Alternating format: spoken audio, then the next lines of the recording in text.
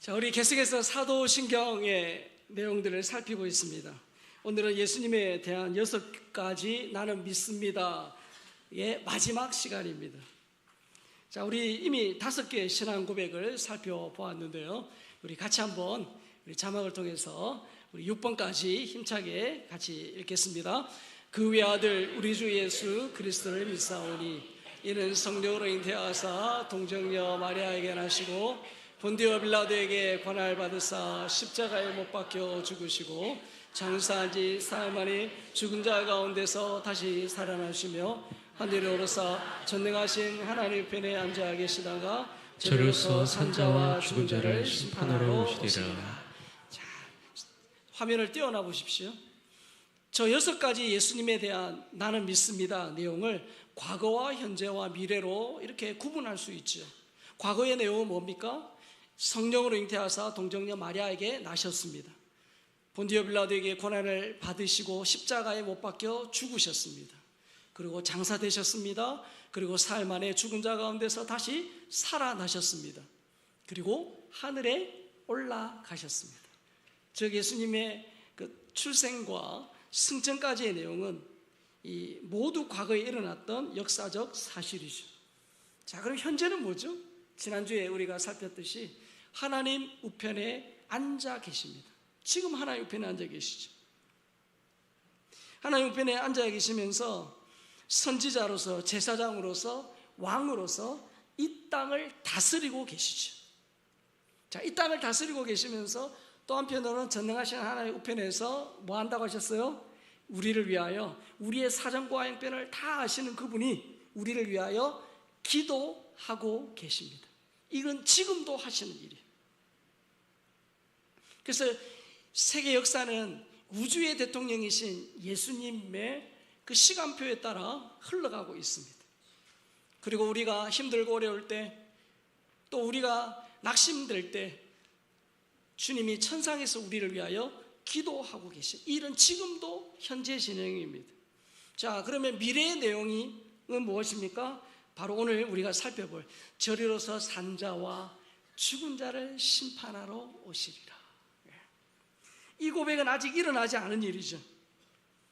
자, 여러분, 성경에 창세기부터 수많은 하나님의 약속이 있는데 그 약속 가운데 성취되지 않은 유일한 사건, 바로 예수 그리스도의 재림입니다.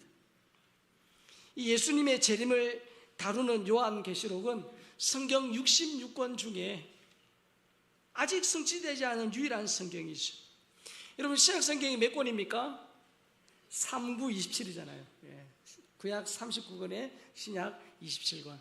여러분, 27권 중에 예수님의 이 재림에 관한 내용을 다루고 있는 성경이 23권이에요. 27권 중에 23권. 그리고 신약 성경에만 재림주로 오실 예수님에 대한 내용이 259절이 넘어요. 구약 성경의 핵심이 뭡니까? 예수님이 오신다. 신약 성경의 핵심이 뭐예요? 예수님이 다시 오신다입니다. 그래서 예수님의 재림은 인류의 역사에서 미래에 일어날 일 중에 가장 중요한 사건이에요. 자, 우리가 이 사도신경을 통해서 기독교인의 역사관을 볼 수 있어요. 성경이 지지하는 역사관을 볼 수 있어요. 자, 여러분, 인류 역사를 해석하는 그런 이 방법에는 크게 2가지가 있습니다. 하나는 뭐냐면 나선현적 역사관, 다르게 말하면 순환사관이에요. 이거는 그리스 사상에서 유래했습니다. 또 하나는 뭐냐면 히브리 사상에서 유래한 직선적 역사관입니다. 여러분, 나선현적 역사관 혹은 순환사관은 뭐냐면 역사를 시작도 끝도 없는, 끊임없이 없는 같은 패턴이 반복되는 것으로 역사를 해석하죠.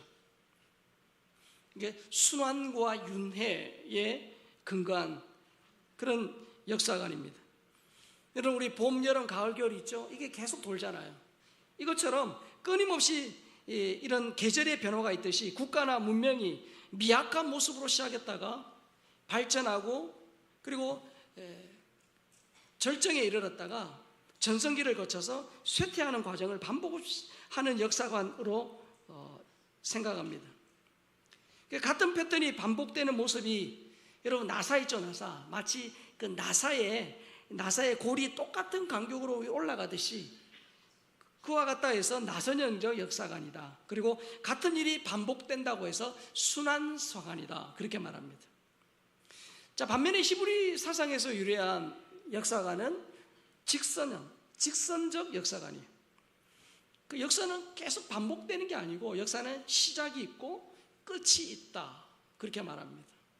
그리고 지금 역사는 종말을 향해 발전해 가는 것으로 해석을 하죠. 자, 이런 역사관의 근거는 바로 성경입니다. 왜죠? 성경이 창세기 시작해서 요한계시록으로 그렇게 끝나듯이 역사도 분명한 하나님의 시작점이 있고 마지막이 있다는, 끝이 있다는 것이죠. 그래서 예수님이 다시 오셔서 이 세상을 심판하실 때가 바로 역사의 종말이다. 그렇게 말합니다. 여러분, 사도신경에도 그렇잖아요. 전능하신 하나님이 천지를 창조하신, 창조에서 오늘 배우는 심판주로 오시리라, 심판하러 오시리라, 이런 마지막 종말이 있다는 거죠. 그래서 이 사도신경은 이 역사의 시작과 끝이 있다는 이 기독교의 역사관을 잘 보여줍니다. 그래서 여러분, 인류 역사는 동일한 과정이 끊임없이 반복되는 순환, 윤회 아닙니다. TV에서 뭐 이런 말 하잖아요. 이번 생은 뭐 망했다 그러죠. 이 그리스도 안에 그런 거 없어요. 이번 생은 망하지 않았어요. 이번 생은 망했다는 것은 다음 생이 있다는 걸 전제하는데 그렇지 않아요. 그래서 인류 역사는 창조에서 시작되어 발전해 가다가 예수님의 재림에 이르러서 이제 끝이 나는 역사입니다. 여러분, 예수님의 재림은 반드시 있습니다. 하나님이 태초에 역사를 시작하신 것처럼 반드시 재림이 있습니다. 자, 그런데 문제는 뭐냐? 재림은 아직 일어나지 않은 미래의 일이잖아요. 자, 그러다 보니까 이단이 미혹하기 가장 좋은 주제입니다. 그래서 예수님의 재림을 다룬 요한계시록, 기독교 역사상 가장 많은 오해를 받은 성경입니다. 요한계시록 보면 어려운 수수께끼 그리고 난해한 상징이 많아요. 그러다 보니까 판타지 소설로 오해하기도 합니다. 휴거나 666 짐승의 표를 강조하는 시한부 종말론의 영향으로 공포 영화 같다 그렇게 오해받기도 하죠. 흔히 요한계시록 하면 무서운 심판, 멸망의 이미지를 떠올립니다. 기독교 역사상 이단들이 사람들을 미혹하는 수단으로 가장 많이 활용한 성경이 바로 요한계시록입니다. 그래서 요한계시록을 마치 이단의 사냥터 취급받기도 하죠. 자, 이 요한계시록 다음에 한번 집중적으로 살펴보도록 하겠습니다. 오늘은 이 사도신경의 재림에 관한 부분인데, 자, 그럼 예수님이 재림하신다면 어떤 모습으로 재림하시겠습니까?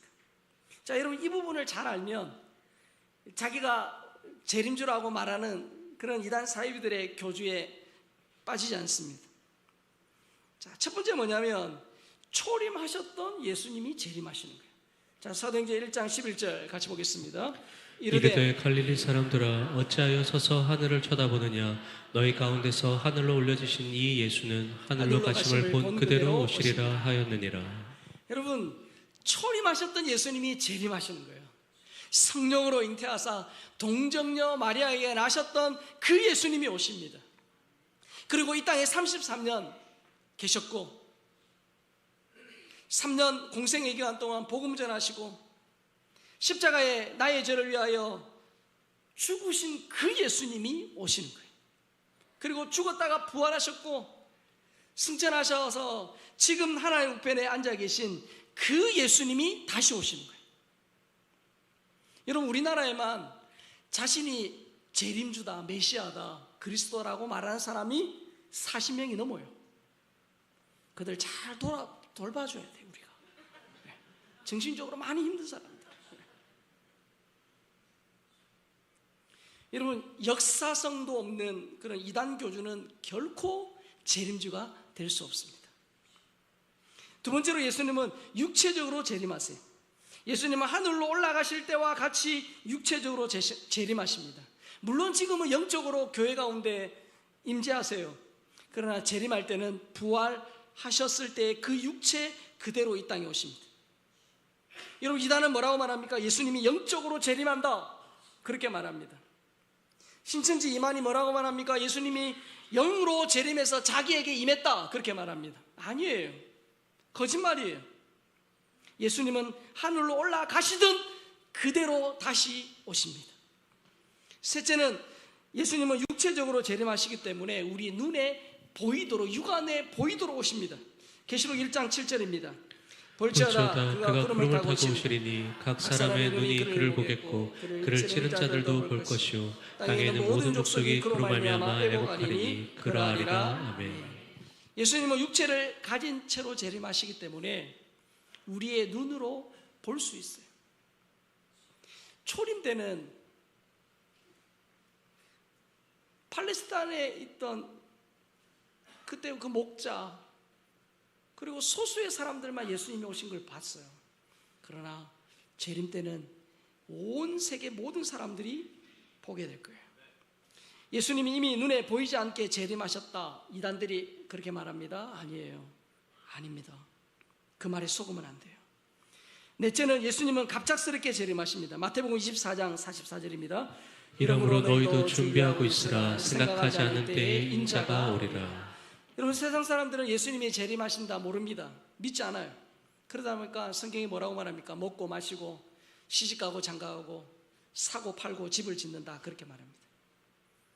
그런 자에게는 재림은 갑작스러운 그런 일이겠죠.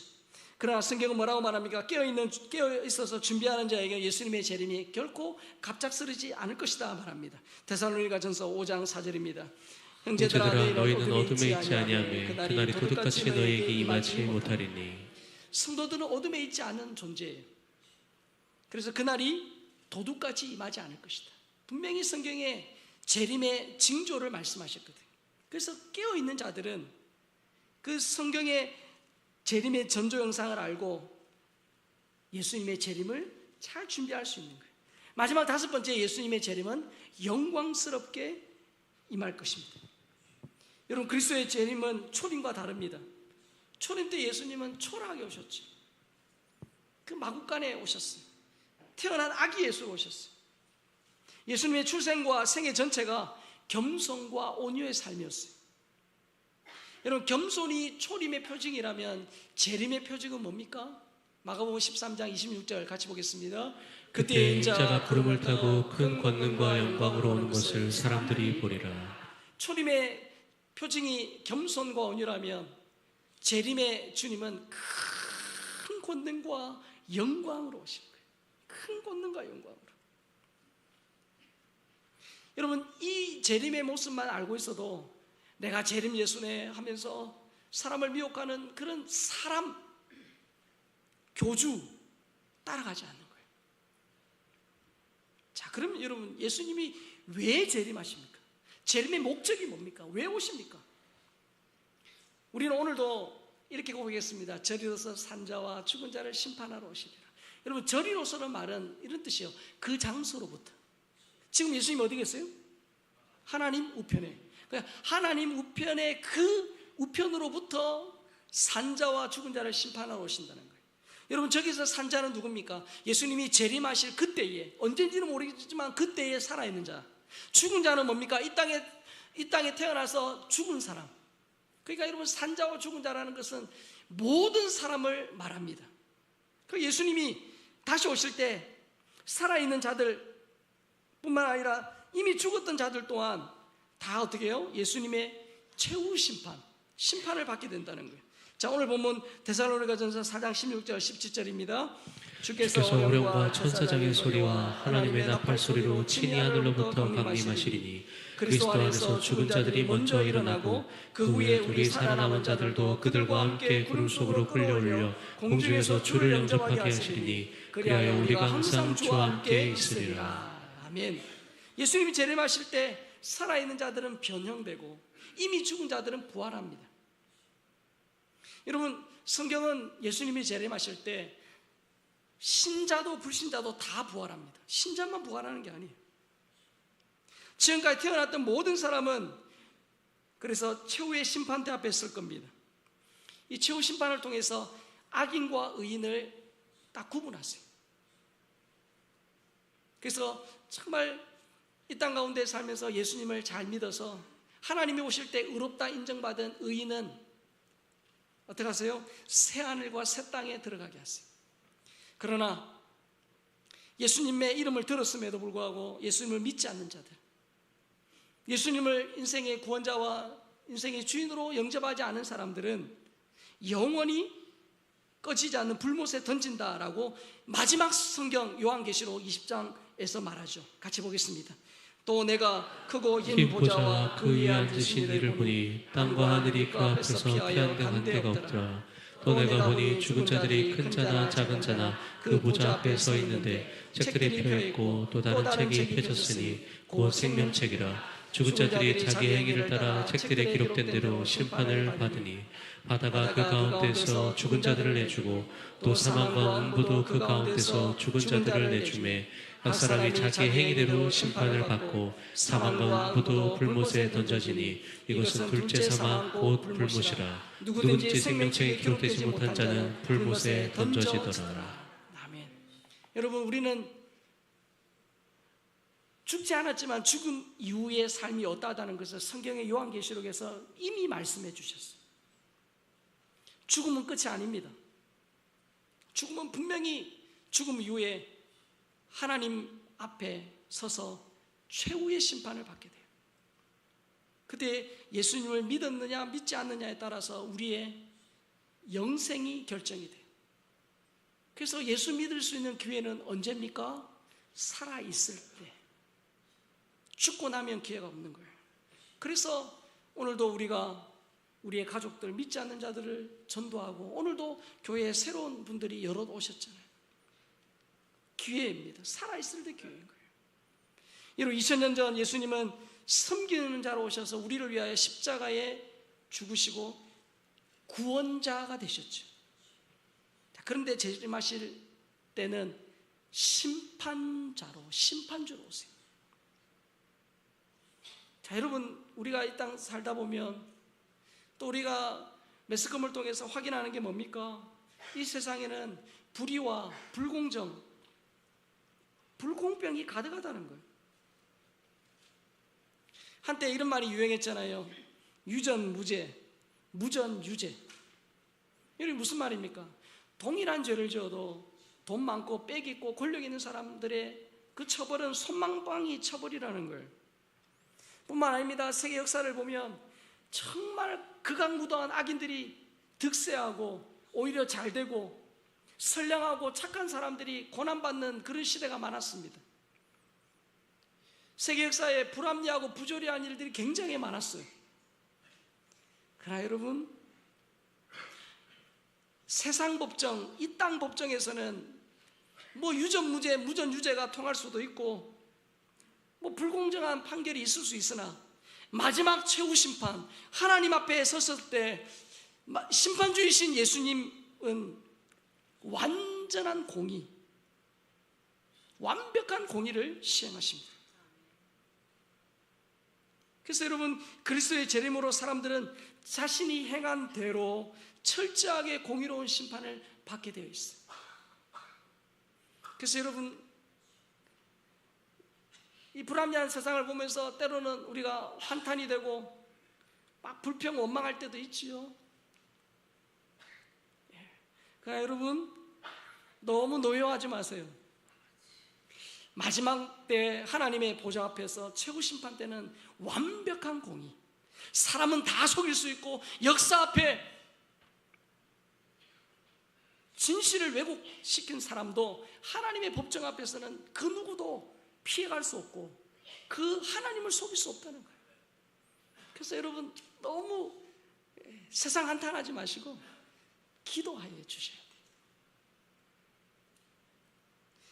그래서 여러분, 예수님이 재림하시는 그날은 불신자에게는 큰 슬픔의 날이에요. 왜? 예수 믿지 않았기 때문에 영원한 불못에 들어가거든요. 그러나 신자에게는, 우리에게는 큰 기쁨의 날, 큰 기쁨의 날이 됩니다. 자, 그런데 여러분, 예수님이 재림하신다 그러면 사람들이 관심이 어디에 맞는 줄 아세요? 어디에 있을까요? 재림하신다면? 날짜요, 날짜. 언제 오시냐는 거예요. 여기에 관심이 그렇게 많아요. 자, 그런데 여러분, 하나님은 재림의 날을 베일에 가려놓으셨어요. 자, 마태복음 24장 36절입니다. 그러나 그날과 그때는 아무도 모르나니 하늘의 천사들도 아들도 모르고 오직 아버지만 아시느니라. 자, 또 저 말씀을 가지고 딴지를 겁니다. 뭐라고 하냐면 삼위일체 하나님인데 어찌 아버지만 아시냐는 거예요. 여러분, 천사도 모르고 아들도 모르고 오직 아버지만 아신다, 이 말은 이 재림의 날은 하나님의 전적인 주권이요, 하나님의 소관이라는 거예요. 하나님의 주권이에요. 자, 그런데 왜, 여러분, 하나님이 왜 재림의 날을 알려주지 않으실까요? 왜 베일에 가려놓으셨을까요? 왜 그럴까요? 우리가 그 하나님의 뜻을 다 헤아릴 수 없지만 한 가지 사실은 분명합니다. 재림의 날을 베일에 가려놓은 것이 우리에게 유익하기 때문이에요. 우리에게 유익하기 때문이에요. 자, 그런데 여러분, 오직 아버지만 아신다는 이 재림의 날을 이단들은 그렇게 잘 압니다. 날짜를 그렇게 막 얘기해요. 여러분, 초대교회로부터 지금까지 수많은 이단이 이 재림 날짜를 가지고 사람들을 미혹했습니다. 자, 그런데 그 모든 것들이 다 가짜였죠. 여러분, 종말론은 크게 두 가지입니다. 하나는 뭐냐면 시한부 종말론이에요. 그래서 이 시한부 종말론 이단들은 뭐라고 말합니까? 몇 년, 몇 월, 며칠에 예수가 온다, 그렇게 말합니다. 대표적인 시한부 종말론 뭐였죠? 1992년 10월 28일 자정에 예수님이 오신다. 다미성교회지. 그 미국에서 시작된 제7일 안식일 재림교회, 우리가 익숙한 안식교, 그도 대표적인 시한부 종말론이에요. 그리고 한국의 대표적인 시한부 종말론 단체가 하나님의 교회입니다. 하나님의 교회, 안상홍을 재림 예수 성령 하나님으로 믿었어요. 재림 예수 성령 하나님이 1985년도에 죽었습니다. 안상홍이 1985년도에 죽었거든요. 재림 예수가 죽었어요. 그러고 나니까 어떻게 합니까? 장길자를 어머니 하나님으로 섬기는 시한부 종말론 이단이에요. 여러분, 하나님의 교회가 1988년도에 종말이 온다 했어요. 불발. 1999년도에 예수님 오신다 했는데 또 불발. 2012년도에 또 예수님 오신다, 불발. 세 차례 불발했어요. 여러분, 시한부 종말론 이단 연월 일까지 정해놓고 종말이 온다 강조합니다. 자, 근데 불발되면 또 다른 날을 제시를 해요. 끝이 없어요. 왠지 아십니까? 이 시한부 종말론이 실패해도 떠나지 않는 신도들이 있어서 그래요.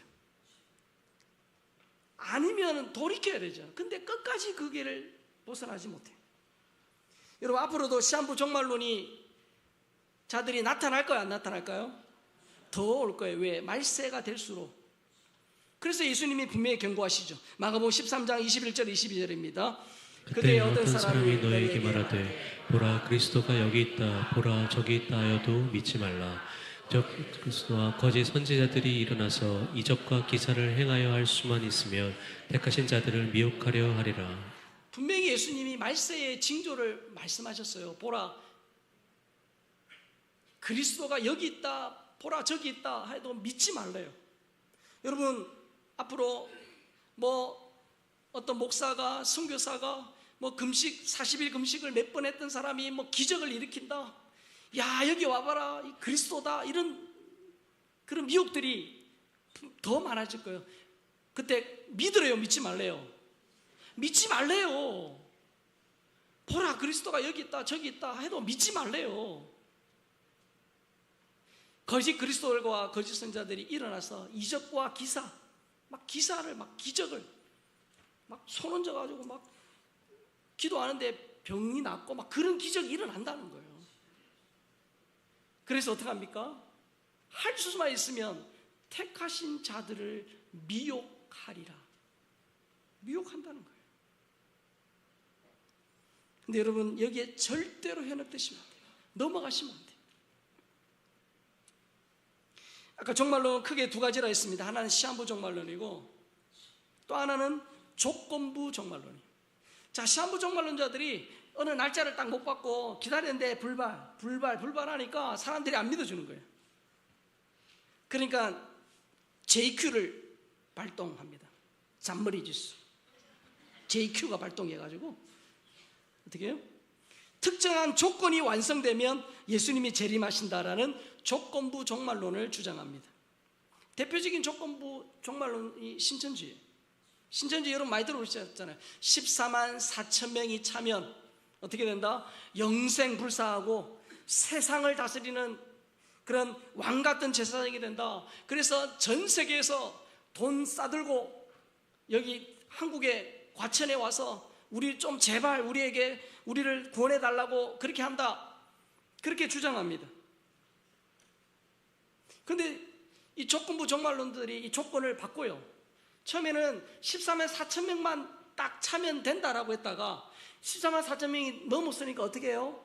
조건을 바꿨어요. 뭐로? 하나님의 마음에 합한 숫자다. 그러니까 단순히 머릿수만 14만 4천이 아니고 하나님의 마음에 합한 14만 4천이어야 된다. 근데 문제는 뭡니까? 이 하나님의 마음에 합한 숫자, 하나님의 마음에 합한다는 것이 굉장히 주관적이고 기준이 모호하죠. 그래서 14만 4천이 누군지 모릅니다. 서로 몰라요. 뭡니까? 신천지는 끝없는 영적인 희망 고문, 그리고 무한 경쟁으로 영혼을 속박하는 거예요. 그래서 여러분, 이단들은 특정한 재림의 날짜나 조건을 제시하면서 공포 분위기를 조성합니다. 그래서 마치 거기에 들어가지 않으면, 거기에 믿지 않으면, 그 단체에 들어가지 않으면 큰일 날 것처럼 말합니다. 아니에요. 여러분, 초대교회부터 지금까지 수많은 이단들이 생겼지만 초대교회부터 지금까지 온 이단은 없어요. 다 옷을 바꿔 입으면서 그건 뭐요? 그러나 교회는 초대교회 때부터 지금까지 어떻게 해요? 교회는 계속 이어지는 거예요. 어디에 진짜인지를 보셔야 돼요. 그래서 여러분, 이단들의 특징이 뭐예요? 가정과 학교와 직장을 버립니다. 특정 장소에서 예수님을 기다려요. 개인도 피폐해지고 가정도 깨어지고 인간관계도 다 어떻게 해요? 다 엉망이 되는 거예요. 역사상 이런 종말론자들은 수없이 많이 일어났습니다. 자, 그런데 재림의 날은 예수님도 모른다고 할 정도로 아버지 하나님의 전적인 주권에 있다는 걸 기억해야 돼요. 그럼 재림의 날을 자꾸 이렇게 말하는 사람들의 심리가 뭘까요? 실컷 좀 놀다가 주님 재림하시기 한 3일, 100일 프로젝트 하면 되잖아요. 맞죠? 여러분 매주 이렇게 교회 오기 힘드신데 좀 쉬었다가 주님 100일 전에부터 금식기도 하고 철야기도 하고 새벽기도 하고 그럴 마음이 있어서 그런지 모르겠지만 아니에요. 자, 여러분 학생 시절 때 이런 시험 공부 해보셨죠? 시험 공부. 자, 여러분 시험 공부를 굉장히 열심히 잘 준비했어요. 가정입니다. 굉장히 잘 준비했어요. 정말 너무너무 잘 준비했어요. 그래서 이런 마음이 들었어요. 어떤 시험을 문제를 내도 나는 다 맞출 수 있다라는 자신감이 있는 거예요. 자, 그런데 갑자기 선생님이 학교사정상 시험을 3일, 일주일 뒤로 미룬다. 그러면 여러분 기분이 어때요? 예? 기분이 이때 좋습니다 한 사람은 어떻게 해요? 공부 안 한 사람. 안 됩니다 지금 쳐야 됩니다 하는 사람은 공부한 사람. 여러분 시험 준비를 잘한 사람에게 시험 날은 좋은 날이에요. 왜? 자기의 성실성과 자기의 어떤 실력을 인정받는 날이에요. 여러분 그리스도의 재림도 마찬가지예요. 그리스도의 신부에게 신랑이 오는 이 재림의 디데이는 승리의 V데이, 빅토리 데이. 왜입니까? 예수님이 만왕의 왕이시다. 진짜 예수님 역사의 주관자시다. 그리고 우리가 예배 때마다 고백했던 저리로서 산자와 죽은 자를 심판하러 오시리라, 이 말씀이 진짜였다라는 것이 증명되는 날이에요. 세상 사람들이 예수 믿는 사람들을 조롱하잖아요. 얼마나 못났으면 예수 믿냐, 맨날 교회 가서 징징거리면서 울면서 그렇게 기도하냐? 오직 못 났으면 그러냐? 하나님이 어딨냐? 있으면 나한테 좀 보여주라 이러면서 막 예수 믿는 사람 조롱합니다. 그런데 여러분, 예수님의 이 재림의 날은 우리의 신앙이 거짓이 아니었다. 우리가 믿는 하나님이 진짜였다. 예수님이 구원자시며 인생의 주인이 맞다. 이것이 역사적으로 증명되는 날이에요. 그러니까 여러분, 재림은 두려운 날이 아니라 성도들에게 한없는 위로와 기쁨과 감사의 날이에요. 두려운 날이 아니에요. 그러면 여러분, 예수님이 다시 오신다라는 이 고백이 당시 그리스도인들에게 어떤 의미였을까요? 여러분, 당시 이 사도신경을 고백했던 그 시대의 그 성도들은 예수 믿는다는 이유만으로 목숨이 왔다 갔다 하는 그런 핍박의 시대를 살았어요. 예수 믿으려면 목숨을 걸어야 했습니다. 여러분, 그런 시기에 저리로서 산 자와 죽은 자를 심판하러 오시리라. 지금 로마의 황제가 역사를 주관한 것 같고 예수 믿는 사람들을 그렇게 핍박하기 때문에 하나님이 안 계신 것 같고 주님이 반드시 오신다고 하셨는데 이 약속은 거짓인 것 같은 그 시기에 주님이 다시 오신다, 이 한마디 고백이 그 모든 고난과 어려움을 이겨낼 수 있는 그런 원동력이 되었다는 거예요. 그래서 여러분, 예수 믿는 우리에게 예수 믿는 과정에서는 울음이 있을 수 있으나 마지막은 웃음이에요. 지금 아무리 힘들더라도 재림주가 오시면 그 모든 고난과 아픔을 역전시키세요. 그래서 사도 바울은 오늘 본문 마지막에서 이렇게 권면하잖아요. 데살로니가 4장 18절입니다. 그러므로 이러한 말로 서로 위로하라. 그 시대 그들에게만 아니에요. 지금도 우리 마찬가지. 우리도 여러분 예수 믿을 때 예수 믿지 않았다면 받지 않을 그런 어려움들이 있잖아요. 불이익과 부당한 대우가 있잖아요. 예수 믿는다는 이유 때문에 그런 불합리한 대우를 받을 때가 있습니다. 그리고 세상의 역사에는 하나님이 안 계신 것 같은 그런 일들이 많아요. 그러나 예수님이 다시 오시면 그 모든 것을 바로잡으십니다. 그래서 여러분, 재림을 믿는 우리 그리스도인들의 마지막은 기쁨과 감사와 희망이라는 거예요. 여러분, 우리 성도들 가운데도 이 땅을 살아가면서 육신적인 그리고 여러 가지 그런 어려움 때문에 지치고 있는 성도들이 있어요. 근데 우리에게 소망이 뭡니까? 이 땅이 전부가 아니라는 거예요. 그래서 어떻게 해요? 서로 어떻게 해요? 힘든 성도들이 있으면 손잡아주면서 예수님이 계신다. 예수님이 우리의 상황을 알고 계신다. 그리고 주님이 다시 오신다. 오시면 이 모든 상황을 하나님이 바로잡으신다 라는 것이 우리 그리스도인들의 희망이요 소망이라는 거예요. 그래서 서로 격려하라는 거죠. 여러분, 성경은 재림의 시대를 살아가는 우리에게 매일 깨어 기도하고 말씀에 순종하는 삶을 요구합니다. 성도는 내일 당장 예수님 오신다 해도 오늘 내일 하는 사람이에요.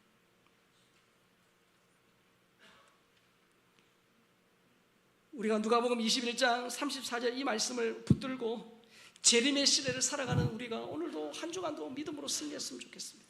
같이 읽겠습니다. 너희는 스스로 조심하라. 그렇지 않으면 방탕함과 술취함과 생활의 염려로 마음이 둔하여지고 뜻밖의 그날이 덕과 같이 너희에게 임하리라. 우리 그리스도인들 천국이 있다는 걸 믿습니다. 근데 지금 당장 가십시오 하면 싫어하죠, 맞죠? 우리 재림이 있다는 걸 압니다. 근데 당장 오십시오 하면 별로 안 좋아해요. 왜? 이 땅에서 할 게 많이 남았거든요. 이 땅에 달콤한 것들 좀 많이 있거든요. 근데 우리가 시한부 종말론자들의 그 거짓말에 자꾸 이렇게 마치 늑대 소년의 그 거짓말처럼 그게 자꾸 불발이 되다 보니까 한편으로 어떻게 해요? 재림에 대한 그 경각심을 잃어버리고 마치 북한이 늘 도발하니까 아유 을에 또 흐른다 하면서 우리가 무덤덤한 것처럼 주님이 재림하신다 이 말에 우리가 어떻게 해요? 영적인 민감함을 잊어버린 채 방탕함과 술 취함과 생활의 염려로 마음이 둔해질 수 있거든요. 그래서 여러분, 우리는 한편으로는 어떻게 해요? 이 땅에 주님이 살게 하시는 그 사명 앞에 헌신하면서, 또 한편으로는 어떻게 해요? 언제든지 주님이 오실 수 있다라는 그런 재림의 신앙으로 영적으로 민감해야 돼요. 이 두 가지가 항상 있어야 돼요. 그래서 이번 한 주간도 방탕함과 술 취함과 생활의 염려로 마음에 둔해지지 않도록 주 안에서 깨어 기도하고 말씀 앞에 자신을 돌아보며, 삶의 고난과 어려움이 있다 할지라도 그렇지, 주님이 다시 오시지, 내가 깨어 기도하고 말씀 가운데 살아야지, 그렇게 믿음으로 고백하고 한 주간도 승리하는 우리 모든 주의 백성들 될 수 있기를 예수님의 이름으로 축복합니다.